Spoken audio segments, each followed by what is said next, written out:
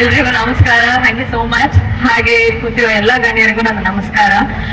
ಮೊದಲನೇದಾಗಿ ನಸೀರಮ್ಮ ಸರ್ಗೆ ನಾನು ಹ್ಯಾಟ್ಸ್ ಆಫ್ ಹೇಳಕ್ ಇಷ್ಟಪಡ್ತೀನಿ. ಯಾಕಂದ್ರೆ ಒಂದು ಚಿಕ್ಕ ಹಳ್ಳಿಲಿ ಬೆಳೆದಿದ್ರು ಕೂಡ ಅವ್ರ ಥಾಟ್ ಪ್ರೊಸೆಸ್ ಸಿಕ್ಕಾಪಟ್ಟೆ ಚೆನ್ನಾಗಿದೆ.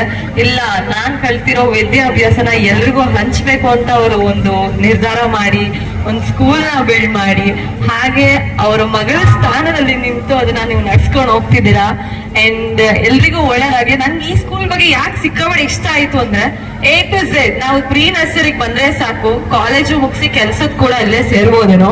ನನಗೆ ಗೊತ್ತಿರ್ಲಿಲ್ಲ ಲೈಕ್ ಕಾಲೇಜು ಇದೆ, ಬಿ ಇದೆ, ನರ್ಸಿಂಗ್ ಇದೆ, ಅದೆಲ್ಲ ಗೊತ್ತಿರ್ಲಿಲ್ಲ. ನಾನು ಬರ್ತಾ ಒಂದಷ್ಟು ಓದ್ಕೊಂಡ್ ಬರ್ತಾ ಇದೆ ಸ್ಕೂಲ್ ಬಗ್ಗೆ.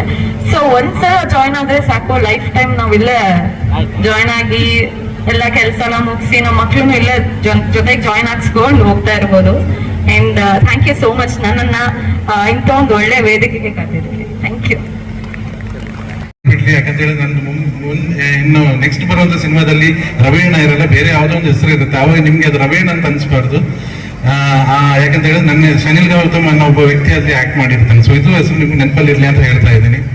ಸೊ ನನ್ನನ್ನ ಈ ವೇದಿಕೆಗೆ ಕರೆದು, ಅಂದ್ರೆ ವಿಕ್ರಮ್ ಶಾಲೆ 16ನೇ ವರ್ಷದ ವಾರ್ಷಿಕೋತ್ಸವ ಆನ್ಯುವಲ್ ಪ್ರೋಗ್ರಾಮ್ ಏನಿದೆ ಅದಕ್ಕೆ ಕರೆದು ನನ್ನನ್ನು ಈ ವೇದಿಕೆಗೆ ಮೇಲೆ ನಿಲ್ಲಿಸಿ ನನಗೆ ಈ ಗೌರವ, ಈ ಪ್ರೀತಿ ಕೊಟ್ಟದಕ್ಕೋಸ್ಕರ ವಿಕ್ರಮ್ ಶಾಲೆ ಎಲ್ಲ ಸ್ಟಾಫ್, ಟೀಚರ್ಸ್, ಇನ್ಸ್ಟಿಟ್ಯೂಷನ್ ಮೆಂಬರ್ಸ್ ಎಲ್ರಿಗೂ ನಾನು ಆಭಾರಿಯಾಗಿದ್ದೇನೆ. And thank you for calling me sir. And ನನ್ನ ಅಂದರೆ ನಾವು ಬಂದದ್ದು ಇಂಥ ಒಂದು ಸ್ಟೇಜ್ ಇಂದಾನೆ. ಅಂದ್ರೆ ಹೇಳಿದ್ರೆ ಸ್ಕೂಲ್ನವ್ರು ಮಾಡ್ತಿದ್ದ ಆನ್ಯುವಲ್ ಪ್ರೋಗ್ರಾಮ್ ಆಗಿರ್ಬೋದು, ಎಲ್ಲೋ ಅಥವಾ ಕಲ್ಚರಲ್ ಪ್ರೋಗ್ರಾಮ್ ಆಗಿರ್ಬೋದು, ಅದರಲ್ಲಿ ಪಾರ್ಟಿಸಿಪೇಟ್ ಮಾಡಿನೇ ನಾವು ನಮ್ಮ ಒಳಗಿರೋ ಒಂದು ಕಲಾವಿದನ ಬೆಳೆಸಿದ್ದು. ಆಕ್ಚುಲಿ ಅಂದ್ರೆ ಸಣ್ಣವನಿರ್ಬೇಕಾದ್ರೆ ನನಗೆ ಕೃಷ್ಣನ್ ವೇಷ ಹಾಕಿ, ರಾಧೆ ವೇಷ ಹಾಕಿ ಸ್ಟೇಜ್ ಹತ್ತಿಸ್ತಿದ್ರಂತೆ. ಅದರ ನಂತರ ನಮ್ಗೆ ಯಾವಾಗ ಬುದ್ಧಿ ಬರುತ್ತೆ ಆವಾಗ ಈ ಸ್ಕೂಲ್ನವ್ರು ಮಾಡುವಂತ ಪ್ರೋಗ್ರಾಮ್ಗಳಲ್ಲಿ ನಾವು ಭಾಗವಹಿಸಿ ನಾವು ಕಲಾವಿದನಾಗಿ ಮರುಪಟ್ಟಿರೋದು. ಆ್ಯಂಡ್ ನಾನು ಇಲ್ಲಿ ಹೇಳೋದೇನಂತ ಹೇಳಿದ್ರೆ, ಪ್ರತಿಯೊಬ್ಬರ ಮಕ್ಕಳಲ್ಲಿ ಆ ಒಬ್ಬ ಕಲಾವಿದ ಇರ್ತಾನೆ ಆಕ್ಚುಲಿ. ಸೊ ಅವನಿಗೊಂದು ಪ್ರಾಪರ್ ಶೇಪ್ ಮಾಡೋಂಥ ಒಂದು ವೇದಿಕೆ ಬೇಕಷ್ಟೇ. ಆ ವೇದಿಕೆ ಸಿಕ್ಕಿದಾಗ ಆ ಮಕ್ಕಳು ಕೂಡ ಅದನ್ನ ಪ್ರಾಪರ್ ಆಗಿ ಯೂಸ್ ಮಾಡ್ಕೋಬೇಕು. ಯಾವಾಗ ಅದು ನಮ್ಮ ಪ್ಯಾಷನ್ ಅಂತ ಅವರಿಗೆ ಅನ್ಸುತ್ತಾ ಆವಾಗ ಅದು ಡೆಫಿನೆಟ್ಲಿ ಅದೇ ತೋರಿಸುತ್ತೆ. ಯಾಕಂದ್ರೆ ವಿದ್ಯಾಭ್ಯಾಸ ಹೇಗೆ ಮಕ್ಕಳನ್ನ ಒಂದು ಉತ್ತಮ ನಾಗರಿಕನಾಗಿ ಮಾಡುತ್ತಾ, ಹಾಗೆ ಈ ಕಲ್ಚರಲ್ ಪ್ರೋಗ್ರಾಮ್ಸ್ ಇದು ಕೂಡ ಒಬ್ಬ ಉತ್ತಮ ಕಲಾವಿದನನ್ನ ಅವನ ಒಳಗಡೆ ಜೀವಂತವಾಗಿ ಇರಿಸುತ್ತೆ ಹಾಗೂ ಅವನನ್ನು ಬೆಳೆಸುತ್ತೆ ಕೂಡ. ಸೊ ಇದರಲ್ಲಿ ಇಂಟ್ರೆಸ್ಟ್ ಇದ್ದವರು ದಯವಿಟ್ಟು ನೀವು ಎಜುಕೇಶನ್ ಇದ್ರ ಜೊತೆಗೆ ಬೇಕು, ಅದ್ರ ಜೊತೆಗೆ ಇದನ್ನು ತುಂಬಾ ಸೀರಿಯಸ್ ಆಗಿ ಫಾಲೋ ಮಾಡಿ. ಯಾಕಂತ ಹೇಳಿದ್ರೆ ಒಬ್ಬ ಸಕ್ಸಸ್ಫುಲ್ ಪರ್ಸನ್ಗೆ ಮೂರು ಸ್ಟೇಜಸ್ ಇದೆ ಈ ಎಜುಕೇಶನ್ ಪ್ರಾಸೆಸ್ ಅಲ್ಲಿ. ಒಂದು ಎಜುಕೇಶನ್, ಒಂದು ಸ್ಪೋರ್ಟ್ಸ್, ಒಂದು ಕಲ್ಚರ್. ಸೊ ಈ ಮೂರಲ್ಲಿ ಯಾವ್ದಾದ್ರು ಒಂದು ಕೂಡ ನಾವು ಪ್ರಾಪರ್ ಆಗಿ ಆಯ್ಕೆ ಮಾಡ್ಕೊಂಡು ಅದನ್ನ ಫಾಲೋ ಮಾಡ್ಕೊಂಡು ಹೋದ್ರೆ ಡೆಫಿನೆಟ್ಲಿ ಅದರಿಂದ ನಮ್ಮ ಸಕ್ಸಸ್ಫುಲ್ ಜೀವನಕ್ಕೆ ತುಂಬಾ ಹೆಲ್ಪ್ ಆಗುತ್ತೆ. ಸೊ ಇದು ಇಂಪಾರ್ಟೆಂಟ್ ಅಲ್ಲ, ಮಕ್ಕಳು ಫಾಲೋ ಮಾಡೋದಾಗಿರ್ಬೋದು ಅಥವಾ ನಾವು ಫಾಲೋ ಮಾಡೋದು ಇಂಪಾರ್ಟೆಂಟ್ ಅಲ್ಲ. ಅದ್ರ ಜೊತೆಗೆ ಇಂಥ ಒಂದು ಇನ್ಸ್ಟಿಟ್ಯೂಷನ್ ಅದಕ್ಕೆ ಬೆನ್ನೆಲುಬಾಗಿ ನಿಂತು ಅವರು ಒಂದು ಇಂಥ ವೇದಿಕೆ ಕಲ್ಪಿಸಿ ಕೊಟ್ರೆ ಮಾತ್ರ ಅಂತ ಒಂದು ಅಂದ್ರೆ ಡೆವಲಪ್ಮೆಂಟ್ ಮಕ್ಕಳಿಗೂ ಅಥವಾ ಆಸ್ ಎ ಹ್ಯೂಮನ್ ಬೀಯಿಂಗ್ ಅವ್ರಿಗೆ ಆಗಕ್ಕೆ ಸಾಧ್ಯ. ಆ್ಯಂಡ್ ನಾನು ಈ ಕ್ಯಾಂಪಸ್ ನೋಡ್ಬೇಕಾದ್ರೆ ನನಗೆ ತುಂಬಾ ಅದ್ಭುತ ಅನಿಸ್ತು. ಯಾಕಂತ ಹೇಳಿದ್ರೆ ಬ್ಯಾಂಗ್ಳೂರಿಂದ ಇಷ್ಟು ದೂರ ಇಷ್ಟು ದೊಡ್ಡ ಕ್ಯಾಂಪಸ್ ಅನ್ನ ನಿರ್ಮಿಸಿ ಇಷ್ಟು ಮಕ್ಕಳಿಗೆ ಎಜುಕೇಶನ್ ಕೊಡ್ಲಿಕ್ಕೋಸ್ಕರ ಒಂದು ಉತ್ತಮವಾದ ಒಂದು ವಿದ್ಯಾಭ್ಯಾಸ ಸ್ಟ್ರಕ್ಚರ್ ಅನ್ನು ಮಾಡಿರುವಂತ ವಿಕ್ರಮ್ ಶಾಲೆಗೆ ನಾನು ನಿಜವಾಗ್ಲೂ ಧನ್ಯವಾದ ಹೇಳಬೇಕು ಇಲ್ಲಿ. ಯಾಕಂತ ಹೇಳಿದ್ರೆ ಇಟ್ ಇಸ್ ಅ ವಿಷನರಿ ಒಂದು ಸ್ಟೆಪ್ ಇದು actually. Narasimha Reddy is big educational institution. And ಇದ್ರ ಬಗ್ಗೆ ಸ್ವಲ್ಪ ಹೇಳಬೇಕಂತ ಅನಿಸ್ತು ನನಗೆ. ಚಿಕ್ಕಬಳ್ಳಾಪುರ ಜಿಲ್ಲೆಯ ಚಿಂತಾಮಣಿ ತಾಲೂಕು ಇಲ್ಲಿ ಸುಪ್ರಸಿದ್ಧವಾದಂಥ ಒಂದು ವಿದ್ಯಾಮಂದಿರ ಅದು ಇದೆ ಅಂತ ಹೇಳಿದ್ರೆ ಅದು ಈ ವಿಕ್ರಮ್ ಶಾಲೆ. ಸೊ ಇಲ್ಲಿ ಚಿಂತಾಮಣಿ ನಗರ ಮತ್ತು ಸುತ್ತಮುತ್ತಲಿನ ಗ್ರಾಮದ ವಿದ್ಯಾರ್ಥಿಗಳಿಗೆ ಶೈಕ್ಷಣಿಕ ಪ್ರಗತಿಯನ್ನು ಗುರಿಯಾಗಿಟ್ಕೊಂಡು ಶಾಲೆಯ ಅಧ್ಯಕ್ಷರಾದ ಶ್ರೀ ನರಸಿಂಹರೆಡ್ಡಿ ಅವರು 2010ರಲ್ಲಿ ಈ ವಿದ್ಯಾಸಂಸ್ಥೆನ ಕಟ್ತಾರೆ, ಶ್ರೀ ಲಕ್ಷ್ಮೀ ವಿದ್ಯಾಸಂಸ್ಥೆನ ಕಟ್ತಾರೆ. ಸೊ ಅಂದಿನಿಂದ ಇಂದಿನವರೆಗೆ ಅತ್ಯಂತ ಕಡಿಮೆ ವೆಚ್ಚದಲ್ಲಿ ಹಾಗೂ ಗುಣಮಟ್ಟದ ಹಾಗೂ ನೈತಿಕತೆಯನ್ನು ಒಳಗೊಂಡಂತಹ ವಿದ್ಯಾಭ್ಯಾಸವನ್ನು ಈ ಒಂದು ಎಜುಕೇಶನ್ ಇನ್ಸ್ಟಿಟ್ಯೂಷನ್ ಕೊಡ್ತಾ ಇದೆ. It is really great. ಹನಿ ಹನಿ ಗುಡಿದ್ರೆ ಹಳ್ಳ ಅಂತ ಹೇಳ್ತಾರೆ. ಹಾಗೆ ಸಂಸ್ಥೆ ಒಂದೊಂದು ಮೆಟ್ಲನ್ನೇರಿ ಪದವಿ ಪೂರ್ವ ಕಾಲೇಜು ಮತ್ತು BEd, MBA, ನರ್ಸಿಂಗ್, ಫಾರ್ಮಸಿ ಮುಂತಾದ ಉನ್ನತ ಶೈಕ್ಷಣಿಕ ವಿಭಾಗಗಳನ್ನು ಸ್ಥಾಪಿಸಿರೋದು ನಿಜವಾಗ್ಲೂ ಹೆಮ್ಮೆಯ ಸಂಗತಿ. ವಿದ್ಯಾನಿಲಯ ಇದ್ದಂತೆ ಆಕ್ಚುಲಿ ಹೌದು, ಕರೆಕ್ಟ್. ಎಲ್ಲರೂ ಇಲ್ಲಿ ಸೇರಿರೋ ಇಷ್ಟು ರಾತ್ರಿ ಈ ಚಳಿಗೆ ಇಲ್ಲಿ ಸೇರಿರೋ ಜನರನ್ನು ನೋಡಿದ್ರೆ ಗೊತ್ತಾಗುತ್ತೆ ಇವರಿಗೆ ವಿದ್ಯಾಸಂಸ್ಥೆ ಮೇಲೆ ಇರೋ ಒಲವು ಏನಂತ ಹೇಳಿ. ಮಕ್ಕಳನ್ನ ನೋಡ್ಲಿಕ್ಕೆ ಬಂದಿರ್ಬೋದು, ಅವ್ರ ಪರ್ಫಾರ್ಮೆನ್ಸ್ ನೋಡೋಕೆ ಬಂದಿರ್ಬೋದು, ಬಟ್ ಇಂಥ ಒಂದು ವೇದಿಕೆಯಲ್ಲಿ, ಇಂಥ ಒಂದು ಔಟ್ಡೋರ್ ಇವೆಂಟಲ್ಲಿ ಇಷ್ಟು ರಾತ್ರಿ ಆದರೂ ಬಂದು ನೀವು ಸೇರಿದ್ದೀರಿ ಅಂತ ಹೇಳಿದ್ರೆ that is because of this institutions progress ಅಷ್ಟೇ. ಸೊ ಇದನ್ನು ಹೇಳ್ತಾ ನಾನು ಭಾಷಣ ಮುಗಿಸ್ತೀನಿ. ನಿಮಗೆ ಹಾರ್ದಿಕ ಸ್ವಾಗತವನ್ನು ಕೋರುತ್ತೇನೆ. ಇಂದು ಮಹತ್ವ ಕಾರ್ಯಕ್ಕೆ ಆಗಮಿಸಿರುವ ಮಾಧ್ಯಮ ಪ್ರತಿನಿಧಿಗಳಿಗೆ ಹಾರ್ದಿಕ ಸ್ವಾಗತವನ್ನು ಕೋರುತ್ತಿದ್ದೇನೆ. ಈ ಕಾರ್ಯಕ್ರಮವನ್ನು ವೀಕ್ಷಿಸಲು ಆಗಮಿಸಿರುವ ನಮ್ಮ ಶಾಲೆಯ ಎಲ್ಲ ಪೋಷಕ ಬಂಧುಗಳಿಗೆ, ಈ ಕಾರ್ಯಕ್ರಮದ ಕೇಂದ್ರ ಬಿಂದುಗಳಾಗಿರುವ ನಮ್ಮ ಶಾಲೆಯ ಪ್ರತಿಯೊಬ್ಬ ವಿದ್ಯಾರ್ಥಿನಿಯರಿಗೆ ಎಲ್ಲರ ಪರವಾಗಿ ಹಾರ್ದಿಕ ಶುಭಾಶಯವನ್ನು ಕೋರುತ್ತಿದ್ದೇವೆ. ನಾವು ಈ ದಿನ ಶ್ರೀ ಲಕ್ಷ್ಮೀ ವಿದ್ಯಾಸಂಸ್ಥೆಯ ವಿಕ್ರಮ್ ಶಾಲೆಯು 16ನೇ ಶಾಲಾ ವಾರ್ಷಿಕೋತ್ಸವವನ್ನು ಹಮ್ಮಿಕೊಂಡಿರುವುದು ನಮಗೆ ಹರ್ಷದಾಯಕವಾದ ಸಂಗತಿಯಾಗಿದೆ. ಹನಿ ಹನಿಗೂಡಿದರೆ ಹಳ್ಳ ಎಂಬ ಗಾದೆ ಮಾತಿನಂತೆ ನಮ್ಮ ಶಾಲೆಯು ವರ್ಷಗಳನ್ನು ಏರುತ್ತಾ ಶೈಕ್ಷಣಿಕವಾಗಿ ಪ್ರಗತಿ ಪಥದಲ್ಲಿ ಸಾಗುತ್ತಾ ಬಂದಿದೆ. ಪ್ರತಿ ವರ್ಷವೂ 10ನೇ ತರಗತಿಯ ವಾರ್ಷಿಕ ಪರೀಕ್ಷೆಯಲ್ಲಿ ಅತ್ಯುತ್ತಮವಾದ ಗುಣಮಟ್ಟದ ಫಲಿತಾಂಶಗಳನ್ನು ಸಂಸ್ಥೆಯು ನೀಡುತ್ತಾ ಬಂದಿದೆ. ಬಹುಮುಖ್ಯವಾಗಿ ನಮ್ಮ ಚಿಂತಾಮಣಿ ತಾಲೂಕಿನ ಸುತ್ತಮುತ್ತಲಿನ ಗ್ರಾಮದ ಮಕ್ಕಳಿಗೆ ಕಡಿಮೆ ವೆಚ್ಚದಲ್ಲಿ ಉತ್ತಮ ಗುಣಮಟ್ಟದ ಶಿಕ್ಷಣವನ್ನು ನೀಡುವುದು ನಮ್ಮ ಸಂಸ್ಥೆಯ ಏಕೈಕ ಗುರಿಯಾಗಿದೆ. ನಮ್ಮ ಸಂಸ್ಥೆಯಲ್ಲಿ ವ್ಯಾಸಂಗ ಮಾಡಿದ ಎಷ್ಟೋ ವಿದ್ಯಾರ್ಥಿಗಳು ಇಂದು ಅವರದೇ ಆದ ದಾರಿಯಲ್ಲಿ ಉನ್ನತ ಸ್ಥಾನವನ್ನು ಗಳಿಸಿರುವುದು ನಮ್ಮ ಸಂಸ್ಥೆಗೆ ಹೆಮ್ಮೆಯ ಸಂಗತಿಯಾಗಿದೆ. ಅತ್ಯುತ್ತಮ ಕಟ್ಟಡದೊಂದಿಗೆ ಎಲ್ಲ ರೀತಿಯ ಸುಸಜ್ಜಿತ ವ್ಯವಸ್ಥೆಯೊಂದಿಗೆ ಹೊಸದಾದ CBSE ಕಟ್ಟಡವನ್ನು 2025 ಜುಲೈ ತಿಂಗಳಲ್ಲಿ ನಿರ್ಮಾಣ ಮಾಡಿದ್ದು ವಿದ್ಯಾರ್ಥಿಗಳು ಅನುವಾಗುತ್ತದೆ. ನಮ್ಮ ಶಾಲೆಯಲ್ಲಿ ಎಲ್ಲ ರೀತಿಯ ಪಠ್ಯ ಮತ್ತು ಪಠ್ಯೇತರ ಚಟುವಟಿಕೆಗಳಿಗೆ ಸಂಬಂಧಿಸಿದ ಶಿಕ್ಷಣವನ್ನು ತರಬೇತಿ ಪಡೆದ ವೃತ್ತಿನಿರತ ಶಿಕ್ಷಕರ ಸಹಯೋಗದೊಂದಿಗೆ ನೀಡಲಾಗುತ್ತಿದೆ. ಸಂಗೀತ, NCC, ಟೇಕ್ವಾಂಡೋ, ನೃತ್ಯ, ಕರಾಟೆ, ಯೋಗ, ಚಿತ್ರಕಲೆ ಮುಂತಾದ ಚಟುವಟಿಕೆಗಳಲ್ಲಿ ವಿದ್ಯಾರ್ಥಿಗಳನ್ನು ಪಾಲ್ಗೊಳ್ಳುವಂತೆ ಮಾಡಿ ಅವರನ್ನು ತಾಲೂಕು ಮಟ್ಟದ, ಜಿಲ್ಲಾ ಮಟ್ಟದ, ರಾಷ್ಟ್ರ ಮಟ್ಟದ ಸ್ಪರ್ಧೆಗಳಲ್ಲಿ ಭಾಗವಹಿಸಿ ನಮ್ಮ ಶಾಲೆಯ ಕೀರ್ತಿ ಪತಾಕೆಯನ್ನು ಹಾರಿಸುವಲ್ಲಿ ಯಶಸ್ಸನ್ನು ಸಹ ಗಳಿಸಿದ್ದಾರೆ. ಕೊಯಂಬತ್ತೂರಿನಲ್ಲಿ ನಡೆದ ನ್ಯಾಷನಲ್ ಲೀಡ್ ಚಾಂಪಿಯನ್ಶಿಪ್ ಸ್ಪರ್ಧೆಯಲ್ಲಿ ಭಾಗವಹಿಸಿದ ತಮ್ಮಲ್ಲಿ ಅದ್ಭುತವಾದ ಪ್ರತಿಭೆಯನ್ನು ತುಂಬಿದ ಸಮೀಕರ ಮುಂದೆ ಪ್ರದರ್ಶಿಸಿದರು. ಇದಕ್ಕೆಲ್ಲ ಕಾರಣ ನಮ್ಮ ಶಾಲೆಯ ಪ್ರತಿಯೊಬ್ಬ ಪೋಷಕರ ಬಂಧುಗಳ ಪ್ರೋತ್ಸಾಹ ಎಂದು ಹೇಳಿಕೊಳ್ಳುವುದಕ್ಕೆ ನಮಗೆ ಮತ್ತು ನಮ್ಮ ಸಂಸ್ಥೆಗೆ ಸಂತೋಷದ ವಿಷಯವಾಗಿದೆ. ನಮ್ಮ ಸಂಸ್ಥೆಯು ಶಾಲೆಯ ಜೊತೆಗೆ ಪದವಿ ಪೂರ್ವ ಮತ್ತು ಪದವಿ college, B.Ed college, MBA, nursing ಮತ್ತು ಫಾರ್ಮಸಿ ಕಾಲೇಜುಗಳನ್ನು ಸಹ ನಿರ್ವಹಿಸುತ್ತಿದ್ದು, ಚಿಂತಾಮಣಿ ತಾಲೂಕಿನ ಮತ್ತು ಸುತ್ತಮುತ್ತಲಿನ ಗ್ರಾಮದ ಮಕ್ಕಳು ಬೆಂಗಳೂರುವರೆಗೂ ಹೋಗದೆ ಚಿಂತಾಮಣಿಯಲ್ಲೇ ವ್ಯಾಸಂಗ ಮಾಡಲು ಅನುಕೂಲಕರವಾದ ಉತ್ತಮ ಪರಿಸರದ ಕ್ಯಾಂಪಸ್ ಹೊಂದಿರುವ ಸಂಸ್ಥೆಯಾಗಿದೆ. ನಿಮ್ಮೆಲ್ಲರ ಪ್ರೋತ್ಸಾಹ, ಬೆಂಬಲ ಇದೇ ರೀತಿ ಇದ್ದರೆ ಸಂಸ್ಥೆಯಲ್ಲಿ ಇನ್ನೂ ಹೆಚ್ಚಿನ ಬ್ರಾಂಚ್ಗಳನ್ನು ಪ್ರಾರಂಭಿಸುವುದಕ್ಕೆ ನಾವು ಸದಾ ಸಿದ್ಧರಿರುತ್ತೇವೆ ಎಂದು ತಿಳಿಸುತ್ತಾ ನನ್ನ ಈ ಭಾಷಣವನ್ನು ಮುಗಿಸುತ್ತಿದ್ದೇನೆ. ಜೈ ಹಿಂದ್, ಜೈ ಕರ್ನಾಟಕ. ನಾನು ಕೂಡ ಹೊರಗಡೆಯಿಂದ ಬಂದಿದ್ದೀನಿ, ಮಧ್ಯಪ್ರದೇಶ ಕಡೆಯಿಂದ ಬಂದು ಇಲ್ಲಿ ಡ್ಯೂಟಿ ಮಾಡ್ತಾ ಇದ್ದೀನಿ. ಇಲ್ಲಿ ಬಂದು ಚಿಂತಾಮಣಿಯಲ್ಲಿ ಬಂದಾಗ ಫಸ್ಟ್ ASP ಪೋಸ್ಟಿಂಗ್ ಆಯಿತು ನಂದು. 21 ಇಂದ 23 ASP ಆಗಿ ಕೆಲಸ ಮಾಡಿದ್ದೀನಿ ಚಿಂತಾಮಣಿಯಲ್ಲಿ. ಮೇ ಬಿ ಸುಮಾರು ಜನರಿಗೆ ತಮ್ಮೆಲ್ಲರಿಗೆ ಪರಿಚಯ ಇದೆ. ಆಮೇಲೆ ಈಗ ಲಾಸ್ಟ್ ಇಯರಿಂದ SP ಆಗಿ ಚಿಕ್ಕಬಳ್ಳಾಪುರ ಡಿಸ್ಟಿಕ್ SP ಆಗಿ ಕೆಲಸ ಮಾಡ್ತಾ ಇದ್ದೀನಿ. ಇಲ್ಲಿ ಸುಮಾರು ಸಮಸ್ಯೆಗಳು ಇದೆ, ಅದು ನಾವು ಅಟೆಂಡ್ ಮಾಡ್ತಾ ಇದ್ದೀವಿ ಪ್ರತಿದಿನ. ತಮ್ಮೆಲ್ಲರದು ಕೂಡ ಸಹಕಾರ ಸಿಗ್ತಾ ಇದೆ. ಈಗ ನಾವು ಒಂದು ಇಂಪಾರ್ಟೆಂಟ್ ಮ್ಯಾಟರ್ಸ್ ಏನಿದೆ ಪೊಲೀಸ್ ಪಾಯಿಂಟ್ ಆಫ್ ವ್ಯೂ ಇಂದ, ಅದು ಎಲ್ಲ ತಮ್ಮೆಲ್ಲರ ಜೊತೆ ನಾನು ಡಿಸ್ಕಸ್ ಮಾಡ್ತೀನಿ. ಈಗ ಅಪಾರ್ಚುನಿಟಿ ಸಿಕ್ಕಿದೆ, ಈಗ ತಾವೆಲ್ಲರೂ ಹೆಚ್ಚಿನ ಸಂಖ್ಯೆಯಲ್ಲಿ ಈ ಪ್ರೋಗ್ರಾಮ್ ಬಂದಿದ್ದೀರಿ. ಸೊ ಅದು ಕೂಡ ಒಂದು ನನ್ನ ರೆಸ್ಪಾನ್ಸಿಬಿಲಿಟಿ ಇದೆ कि ತಮ್ಮೆಲ್ಲರ ಜೊತೆ ಆ ವಿಚಾರ, ಪೊಲೀಸ್ದು ಏನು ವಿಚಾರ ಇದೆ ಅದು ಕೂಡ ತಮ್ಮೆಲ್ಲರ ಜೊತೆ ಡಿಸ್ಕಸ್ ಮಾಡಬೇಕು. ಫಸ್ಟ್ ಆಫ್ ಆಲ್, ಸ್ಕೂಲ್ ಅಲ್ಲಿ ಸ್ಟೂಡೆಂಟ್ಸ್ ಇದ್ದಾರೆ, it is very easy to mould them.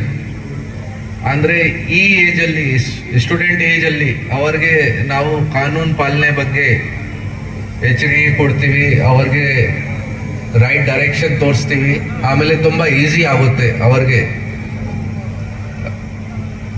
Elder ಏಜಲ್ಲಿ ಹೇಗೆ ಲಾ ಅಬೈಡಿಂಗ್ ಸಿಟಿಸನ್ ಇರಬೇಕು. ನಮ್ಮೆಲ್ಲಾರ್ದು ಒಂದು ದೊಡ್ಡದು ಜವಾಬ್ದಾರಿ ಇದೆ.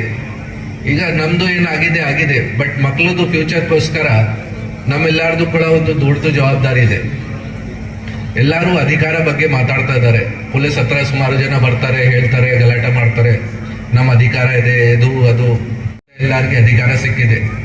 ಬಟ್ ಪಬ್ಲಿಕ್ ಡ್ಯೂಟೀಸ್ ಬಗ್ಗೆ ಯಾರೂ ಮಾತಾಡಲಿಲ್ಲ. ತಮ್ಮೆಲ್ಲಾರ್ದು ಡ್ಯೂಟಿ ಏನಿದೆ ಅದು ಯಾರೂ ಮಾತಾಡ್ತಾ ಇಲ್ಲ. ಡ್ಯೂಟೀಸ್ ಫಾಲೋ ಮಾಡೋಕ್ಕೆ ಜಾಸ್ತಿ ಜನ ರೆಡಿ ಇಲ್ಲ. ಆ ವಿಚಾರ ಬಗ್ಗೆ ತಮ್ಮೆಲ್ಲರ ಜೊತೆ ಇವತ್ತು ಮಾತಾಡ್ತೀವಿ. ಫಾರ್ ಎಕ್ಸಾಂಪಲ್, 12ನೇ ಡಿಸೆಂಬರಿಂದ ಒಂದು ದೊಡ್ಡದು ಅಭಿಯಾನ ನಡ್ತಾ ಇದೆ ನಮ್ಮ ಡಿಸ್ಟಿಕಲ್ಲಿ ಕಿ ಹೆಲ್ಮೆಟ್ ಕಡ್ಡಾಯವಾಗಿ ಹಾಕಬೇಕು. ಇಲ್ಲ, ಹೆಲ್ಮೆಟ್ ಮೊದಲಿಂದ ಕಡ್ಡಾಯವಾಗಿದೆ, ಮೊದಲಿಂದ ಕಂಪಲ್ಸರಿ ಇದೆ. ನಾವು ಸ್ಟ್ರಿಕ್ಟ್ ಆಗಿ ಇಂಪ್ಲಿಮೆಂಟ್ ಮಾಡೋಕ್ಕೆ ಪ್ರಯತ್ನ ಮಾಡ್ತಾ ಇದ್ದೀವಿ 12ನೇ ಡಿಸೆಂಬರಿಂದ. ತಮ್ಮೆಲ್ಲರಿಂದ ತುಂಬಾ ಸಹಕಾರ ಸಿಕ್ಕಿದೆ. ಸುಮಾರು ಜನ ಫಾಲೋ ಮಾಡ್ತಾ ಇದ್ದಾರೆ. ಆಲ್ಮೋಸ್ಟ್ ಚಿಕ್ಕಬಳ್ಳಾಪುರಲ್ಲಿದ್ದು 90% ಜನ ಫಾಲೋ ಮಾಡ್ತಾ ಇದ್ದಾರೆ. ಚಿಂತಾಮಣಿಯಲ್ಲಿ ನಾನು ಸುಮಾರು ದಿನ ಆದಮೇಲೆ ಬಂದಿದ್ದೀನಿ ಇವತ್ತು.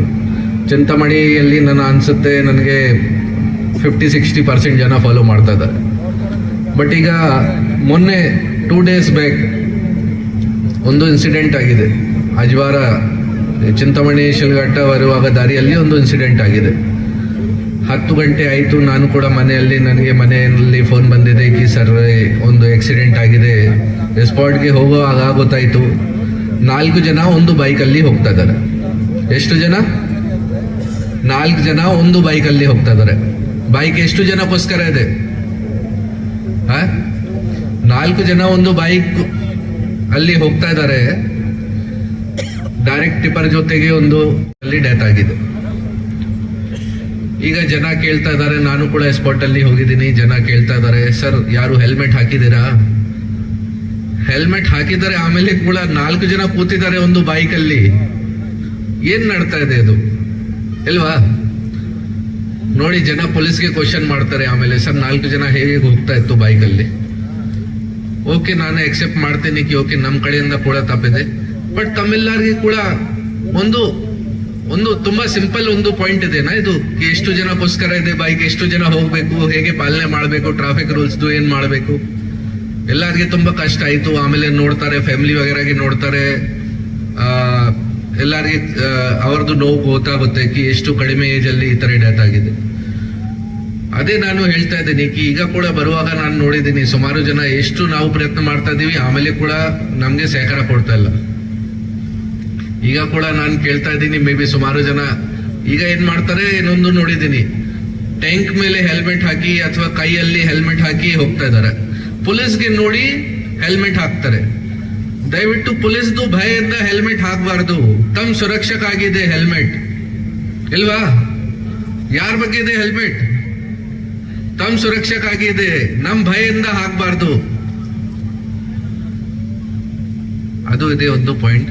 ಈಗ ನಾನು ಹೇಳಿದ್ದೀನಿ ಆಲ್ರೆಡಿ ಟೌನ್ ಇನ್ಸ್ಪೆಕ್ಟರ್ ವಿಜಯ್ ಕುಮಾರ್ಗೆ, ಎಷ್ಟು ಜನ ಬಂದಿದ್ದಾರೆನಾ ಇಲ್ಲ ಇಲ್ಲಿ, ಎಷ್ಟು ಜನ ಹೆಲ್ಮೆಟ್ ಹಾಕೊಂಡು ಬಂದಿಲ್ಲ ಎಲ್ಲರ ಮೇಲೆ ಫೈನ್ ಹಾಕಿ ಇಲ್ವಾ? ಹಾಕ್ಬೇಕಾ? ಹಾಕ್ಬೇಕು ಬೇಡವಾ? ಹೇಳಿದ್ದೀನಿ ನಾನು ಆಲ್ರೆಡಿ. ನೋಡಿ, ಈಗ ನೀವು ಲೇಟ್ ಆಗಿ ಹೋಗ್ತಾರ, ಆರಾಮಾಗಿ ಹೋಗ್ತಾರ, ಅದು ನಿಮ್ ಸಮಸ್ಯೆ ಇಲ್ವಾ?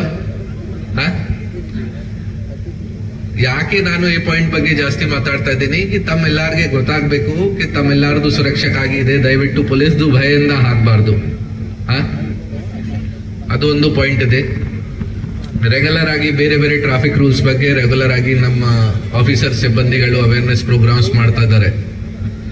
ನಾವು ಹೇಗೆ ತಮ್ಗೆ ಇಂಟ್ರೆಸ್ಟ್ ಬರಬೇಕು ಅದು ಎಲ್ಲ ಟ್ರೈ ಮಾಡ್ತಾ ಇದೀವಿ. ಸೋಷಿಯಲ್ ಮೀಡಿಯಲ್ಲಿ ಪ್ರತಿದಿನ ಹೊಸ ವಿಡಿಯೋಸ್ ಹಾಕ್ತಾ ಇದೀವಿ. ಪ್ರತಿದಿನ ಹೊಸ ವಿಡಿಯೋಸ್ ಯೂಟ್ಯೂಬ್ ಇಂದ ಅಥವಾ ಮೂವೀಸ್ ಇಂದ ಸರ್ಚ್ ಮಾಡಿ ಹಾಕ್ತಾ ಇದೀವಿ. ಇವತ್ತು ನಮ್ ಜೊತೆ ರವಿಯನ್ನ ಬಂದಿದ್ದಾರೆ ಸ್ಟೇಜ್ ಅಲ್ಲಿ. ರವಿಯನ್ನದು ಮೂವಿ ಬಂದಿದೆ, ಅವರದು ಕೂಡ ಒಂದು ಕ್ಲಿಪ್ ಇದೆ ಮೂವಿಯಲ್ಲಿ. ಸ್ಕೂಟರ್ ಡ್ರೈವ್ ಮಾಡ್ತಾ ಇದ್ದಾರೆ ಕೊಡೆದಾದ್ಮೇಲೆ.